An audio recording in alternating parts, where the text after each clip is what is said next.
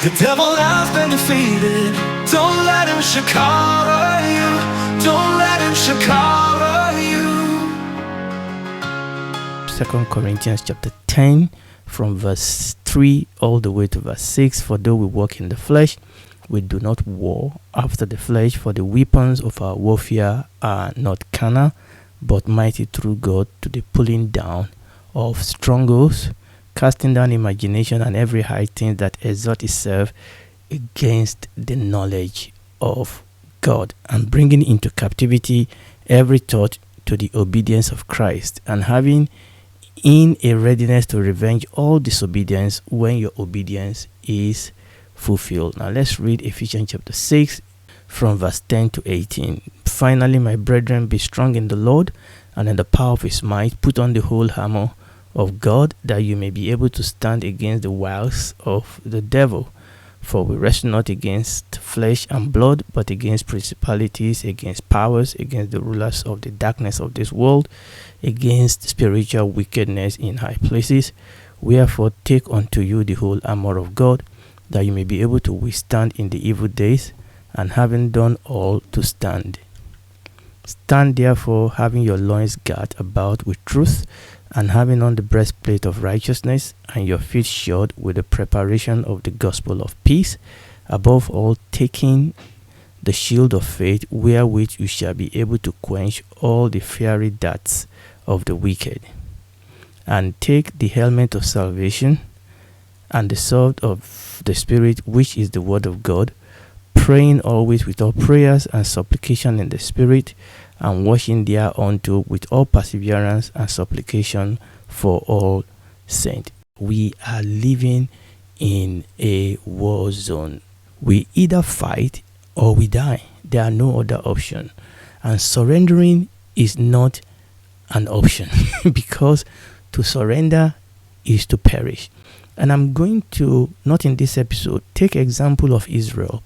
Exactly a year ago, there was an horrendous incursion from Gaza, from Hamas in Gaza into Israel, where many Israelites were killed. And we are going to look at that as a case study for us as Christians. So I said, as Christians, we need to understand that we are living in war zone. We need to learn how to fight. We need to know what our weapons are. We need to know how to use them. And these are the things that we need to learn. And we said surrendering is not an option. People always say that, why will Israel not just lay down their weapons? Somebody put it this way. He said, if the Hamas and the Hezbollah and all the enemies of Israel today, if they lay down their weapon today, there will be peace tomorrow. But if Israel laid down its weapon today, Israel will not exist tomorrow. Now this is the point. This is the problem. Just a tiny nation in the middle of this ring of fire. But that is exactly a picture of who we are as Christians. Surrendering is not an option. Why? Because the enemy does not play by the book. The enemy does not play fair. To surrender is to commit suicide. To surrender is to perish. In the Bible, our God is pictured as a mighty warrior. In the Bible, our God is pictured as a champion. Yes, there are various pictures of God in the scripture. We see God as a father. We see God as a shepherd. We see God as, our helper. And there are a couple of those things. We see God as a vine, an husbandman or a vine owner. There are quite a number of pictures that the Bible gives us about God.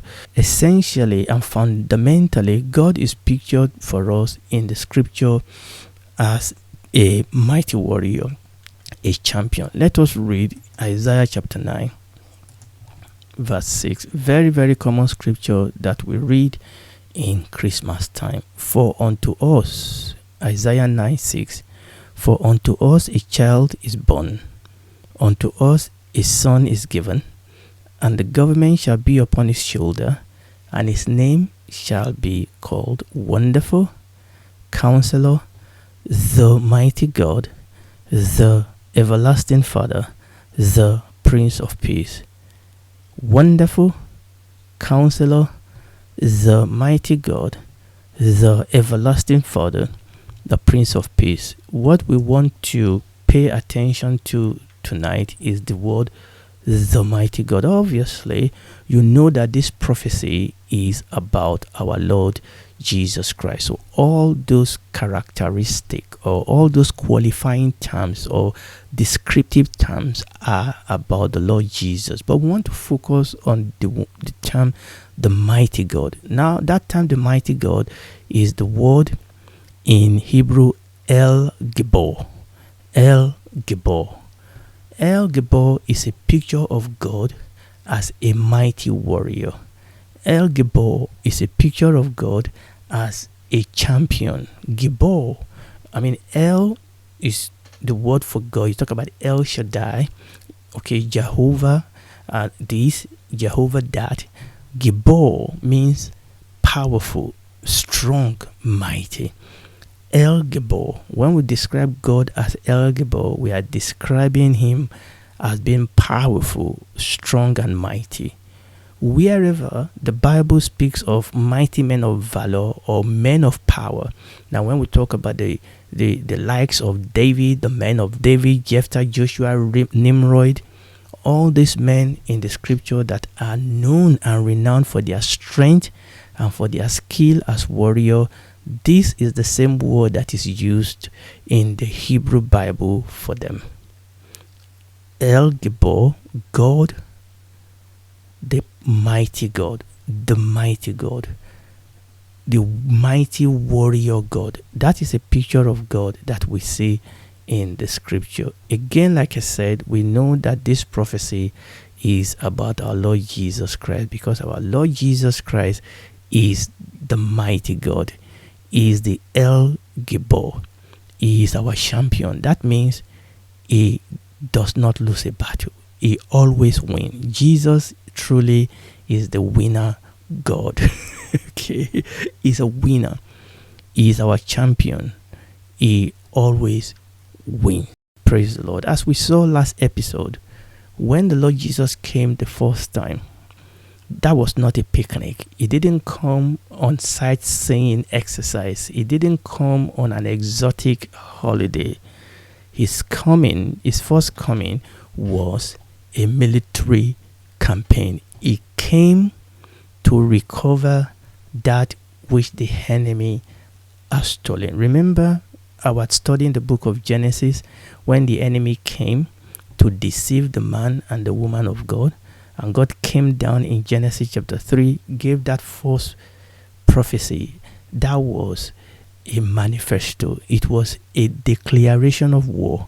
And God said, listen to me, I will put an enemy between you and the woman, between her seed and your seed. He said, her seed will bruise your head, but you will be allowed to bruise his heel. That was a declaration of war. And that is what eventually led to the coming of our Lord Jesus Christ. He came to recover that which the enemy has stolen. We read in 1 John chapter 3, the second part of verse 8, for this purpose the Son of God was manifested, that he might destroy the works of the devil. This is one of the essential reasons why the Lord Jesus came. He came to reveal his Father. The Bible also says he came to destroy the works of the devil. That word destroy there is very important. It's not just little thing. He came to scatter it. He came to totally annihilate, to totally destroy the works of the devil. We also read in Luke chapter 4 verses 18 to 19, talking about his ministry. The Lord Jesus read from the book of Isaiah. Luke chapter 4 verses 18 to 19. The Spirit of the Lord is upon me, because he has anointed me to preach the gospel to the poor. He has sent me to heal the brokenhearted, to preach deliverance to the captives, and the recovering of sight to the blind, to set at liberty them that are bruised, to preach the acceptable year of the Lord. Again, remember when he came to take back what the enemy has stolen. And like we said last episode, his life, his teaching, his miracles, his signs, they are all military campaign. He came to destroy the works of the devil, and like he said here, to deliver the captive, to set the captives free. Peter summarizes it this way when Peter went to the house of Cornelius in Acts chapter 10. This is the way Peter summarized it. He said, "That word I say, you know, which was published throughout Judea and began from Galilee after the baptism which John preached," talking about Jesus, verse 38, how God anointed Jesus of Nazareth with the Holy Ghost and with power. What was his manifesto? What was his purpose? Who went about doing good and healing all that were oppressed of the devil, for God was with him. That was the end game, to destroy the works of the devil, and in the process to set the oppressed free. Remember that woman that was bent over for 18 years. The Lord Jesus said, "Ought not this woman, whom Satan has bound these 18 years, be set free, seeing that she is the daughter of Abraham?" And we need to understand that this is the quintessential reason why the Lord Jesus came. And the cross of our Lord Jesus Christ was part of the military strategy. The cross of our Lord Jesus Christ was not a defeat. The cross of our Lord Jesus Christ was not an accident. The cross of our Lord Jesus Christ was not an anticlimax. It was a strategic military part of the campaign that he came to execute, and he executed it to the letter. The cross of our Lord Jesus Christ was not a defeat, was not an anticlimax like some people will want us to believe. Again, going back to Israel, we see Israel carry out some mind-boggling military operation in the last few weeks and days that actually defy explanation, even for high-class Western world military. Okay, what they've done in the last couple of weeks with respect to the Hamas in Gaza, but most importantly with respect to Hezbollah in Lebanon, is mind-boggling. But this was strategic, and these are some of the things that they've used years and years and years to plan. And it's the same thing with the cross of our Lord Jesus Christ. The Bible says that it was the Lamb of God that was crucified before the foundation of the world. The devil did not take God by surprise. The cross of our Lord Jesus Christ was strategic. Paul put it this way in 1 Corinthians chapter 1 verses 23 to 25. 1 Corinthians chapter 1 verses 23 to 25. Paul said, "But we preach Christ crucified, unto the Jews a stumbling block, and unto the Greek foolishness, but unto them which are called, both Jews and Greek, Christ the power and the wisdom of God." The cross is a manifestation of wisdom and a manifestation of power. And this is very, very important. And it then begs the question, when people want to exclude the cross from the gospel. If you remove the cross from the gospel, you have no gospel. That's not the gospel of our Lord Jesus Christ, because the gospel is the cross of our Lord Jesus Christ. The gospel is about Christ the King, who came to, possess the land. He came to fight. He came as a military commander to execute strategic plan that had been in place from before the foundation of the world, and to get the desired outcome, which is the redemption of the people that have been taken captive by the devil and destruction of the kingdom of hell. What happened on the cross? What happened on that cross? Now, someone wrote that the cross is a throne. The cross is a throne. And how right is it? The cross was not an anticlimax. I'm repeating myself, I know. The cross was not a defeat. Somebody said the cross is a throne, and I agree totally. The scripture agree totally. The cross is a throne on which Christ reigns gloriously as a king. Wow. The cross is a throne on which Christ reigns gloriously as a king. Let's read Colossians chapter 2 as we begin to round up. Let's read Colossians chapter 2 verse 13 to 15. And you being dead in your sin and in the circumcision of your flesh, as he quickened together with him, having forgiven you all trespasses, blotting out the handwriting of the ordinances that was against you, which was contrary to us, and took it out of the way, nailing it to his cross, and having spoiled principalities and power, he made a show of them openly, triumphing over them in it. Now, I'm not going to go deeply into exegesing these verses, but here Paul, as is his custom, was using the picture and the illustration of a champion, a commander in war who has gone for a military excursion and coming back victorious. That is the picture here of a general with his army that are coming back home victorious with all bounties of war, including the people that they have taken captive, and they are all chained behind their chariots, and they are making a public, exhibition of them. And that is exactly what he's saying here about the Lord Jesus Christ, that on that cross, again, I'm repeating myself, the cross is a throne. The cross was not a defeat. The cross is not an emblem of defeat. The cross is an emblem of victory. The cross is an emblem of victory. Amen. And that is what he's saying here. Is on that cross, the Lord Jesus spoiled principalities and power, and he made a show of them openly, demonstrating his victory, demonstrating his triumph. Let us read also a commentary by Mayer.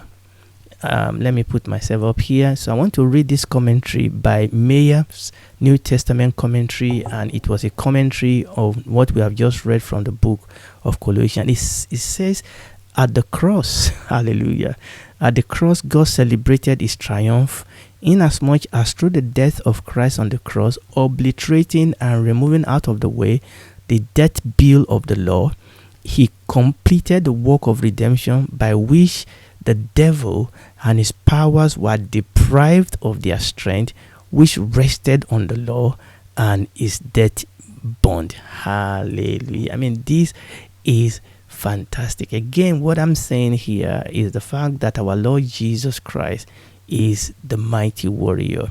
He wins. He is El Gibor.